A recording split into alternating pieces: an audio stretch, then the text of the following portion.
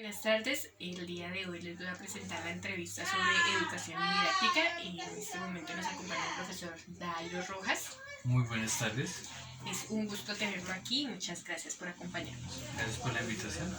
Vamos entonces a comenzar. La pregunta número 1.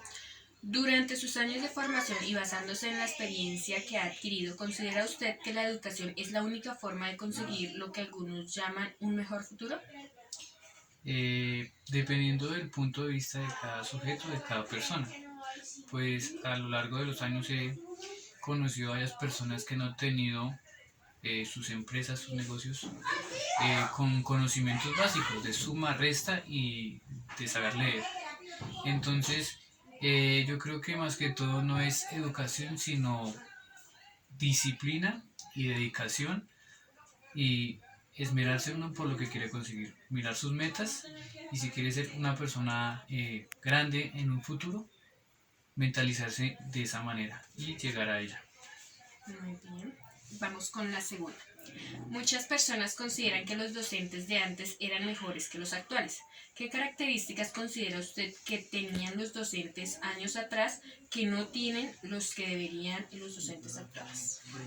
Los docentes anteriores, que nos correspondió, alcanzamos a ver algunos de nosotros, tenían más autoridad que los actuales. Los padres les dan más autoridad, les dan más eh, permiso para que corrigieran a sus hijos. En cambio, los docentes actuales estamos muy limitados por distintas normas que debemos cumplir. Bien, no podemos hacer la hora a algunos niños porque se sienten mal y también debemos ver ese cambio tan drástico que se ha dado al pasar de los años. ¿Ha tenido usted que cambiar la didáctica de la clase por algún alumno en especial? Sí, varias veces y es porque algunos chicos se sienten muy poco motivados, no les interesa el tema o no les llegó el tema de forma rápida o emocionante como a otros compañeros. Entonces nosotros como docentes debemos buscar la manera o la metodología para motivarlos y incentivar que se involucren con el conocimiento que se está brindando en ese momento. ¿Durante sus primeros años como docente presentó dificultades preparando sus clases? Eh, Tal vez no me acuerdo bien exactamente, pero creo que en algún momento nosotros como docentes llegamos al punto que nos estamos estancando, tal vez por la cantidad de áreas o de materias que planeamos y muchas veces cometemos el error de caer en la monotonía. Creo que ese es el único aspecto que veo hay que fallar. De acuerdo a la experiencia que ha adquirido y las dificultades que ha enfrentado, ¿cómo es su búsqueda de nuevos métodos didácticos y cómo los implementa en sus clases? La búsqueda de pues, dialogando con demás docentes en conferencias, investigando en internet, en algún libro, siempre es importante investigar, indagar y probar nuevas metodologías. Con algunos chicos que son, o grupos que son muy activos, muy participativos, probar cosas nuevas y si funciona, tratar de probarlo con demás grupos de niños. Pregunta número 6. ¿En qué elementos se basa cuando diseña su material didáctico? ¿En qué elementos? Como lo dije anteriormente, cuando uno prepara la clase, investiga, indaga y busca nuevas metodologías. Eh, pues por lo general busco o me enfoco o trabajo sobre una línea, puede ser de Piaget o Vygotsky, para mirar cómo evoluciona la didáctica a la hora de enseñar a los niños. Bien, con el fin de que no sea una monotonía constante, sino algo que entre todos podamos aportar y se pueda formar una educación más divertida y más interesante para ellos. ¿Cuál crees que es el propósito o la finalidad como educador de enseñar una lengua extranjera como lo es el inglés? Ok, bueno, en eso ya nos podemos remontar ya a la actualidad y al futuro, viendo que nuestro mundo, nuestro alrededor, nuestra sociedad está avanzando constantemente y no nos podemos quedar quietos. Por eso es muy importante o fundamental aprender una segunda lengua. En este caso, el inglés, que ya es una lengua, se puede considerar una lengua mundial, que se habla casi en todos los países o en la mayoría de países. Entonces, es fundamental ver cómo podemos ayudarles a nuestros chicos, no a mañana o pasado mañana, sino a un futuro ya de 5 o 10 años, en el cual ellos puedan desenvolverse muy bien con esta lengua. ¿Cómo puede verse afectado un docente que entra en una zona de confort y no se está actualizando constantemente? Ok, más que todo no se afecta al docente, sino se afecta al estudiante. Bien, un docente que queda en la monotonía o queda en su zona de confort, sus estudiantes se van a desmotivar, no van a aprender igual y se van a aburrir. Entonces el docente, si sigue trabajando por esa línea de del relajo, perdón, o de estar ahí de la monotonía, los estudiantes van perdiendo la motivación a la hora de estudiar, a la hora de aprender, a la hora de indagar. Entonces ahí perdemos a los niños, no al docente. Supongamos que usted es un docente de educación básica primaria y lo envían a trabajar a una escuela en una comunidad lejana y sin recursos. ¿De qué métodos o ayudas adicionales se valdría para enseñarle a sus niños? Bueno, en este caso es muy importante trabajar con el contexto que rodea a los estudiantes. Si es una zona de campo, trabajar con los elementos, con la ayuda de los padres de familia. Por ejemplo, en un caso, en una escuelita que tenga una granja al lado. Entonces, por ejemplo, la pregunta anterior, antes hablaba sobre un idioma.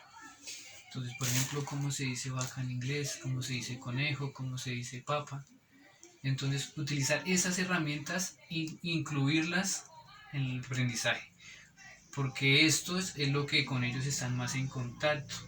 Entonces, van a aprender mucho más rápido, mucho más fácil y no se les va a hacer aburrido o monótono. Bien. ¿Qué consejo les daría a los futuros docentes cuando se enfrentan a un escenario real que deban medir el proceso de aprendizaje de los alumnos para diseñar el material pedagógico? Antes que nada, yo creo que deben de ver la dificultad de cada estudiante, su forma de comportarse, hablar muy bien con ellos. No solo dedicarse a necesito una nota, que me den una nota, sino conocer más a los estudiantes, si tienen algún problema, hablar con ellos. Buscar formas más didácticas, por ejemplo, por videos, por un foro, por una mesa redonda, que todos participen, es una forma muy interesante y los niños se involucran más a la hora de compartir sus conocimientos y no solo aprende uno, sino aprenden todos al tiempo. Entonces, aprende tanto como los estudiantes como a su vez el docente. ¿Qué metodologías considera necesarias o le gustaría implementar para impartir un segundo idioma teniendo en cuenta las diferentes edades? Yo creo que no utilizaría una sola metodología en sí, utilizaría distintas metodologías como por ejemplo Suyestopedia, TPR, método directo o el método tradicional, pero en un centro o un lugar o un punto de bastante dinámica, de bastantes actividades lúdicas, por ejemplo como una ludoteca, pero que sea exclusivamente para trabajar inglés. Entonces en este lugar no solo se vería un método, se trabajaría con distintos métodos y de acuerdo a el desarrollo de las capacidades de cada niño se va implementando, se va profundizando con el método que le va mejor a la hora de aprender este idioma. ¿Cómo manejar la didáctica en una educación a distancia de la mejor manera? Didáctica, yo creería que es fundamental el apoyo o el contacto con el docente o estudiante docente constantemente, por ejemplo con videos, con videollamadas, que ellos se vean o se siente ese calor que nos está brindando a la hora de dar una clase presencial. ¿Considera importante la opinión de sus estudiantes sobre el proceso que ha usado durante las clases? Es fundamental porque nosotros como docentes no somos perfectos y es importante tener la opinión del estudiante, cómo le ha parecido la clase, cómo podemos mejorar para que sea un poquito más dinámica, más atenta, más emocionante. Entonces es fundamental interactuar con ellos y conocer su punto de vista, por supuesto. ¿Por qué es importante planear las clases que se impartirán?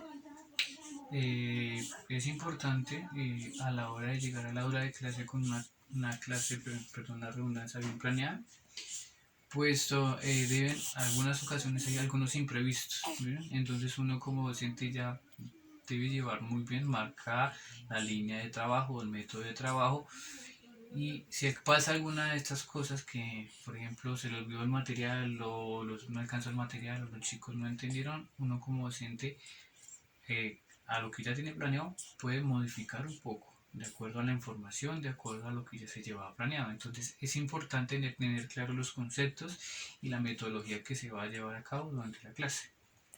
¿Considera usted implementar nuevos métodos didácticos en sus clases? Sí, como dije en algunas preguntas anteriores, es importante estar constantemente evolucionando en nuestra forma de enseñar, pues la sociedad o nuestro contorno está evolucionando y por lo mismo y tanto nosotros como docentes debemos estar al nivel de las nuevas tecnologías y las nuevas necesidades de aprendizaje de los niños. Ok, muchísimas gracias. Aquí ya finalizamos nuestra entrevista y muchas gracias por sus respuestas y cada una de sus opiniones. Gracias por la invitación.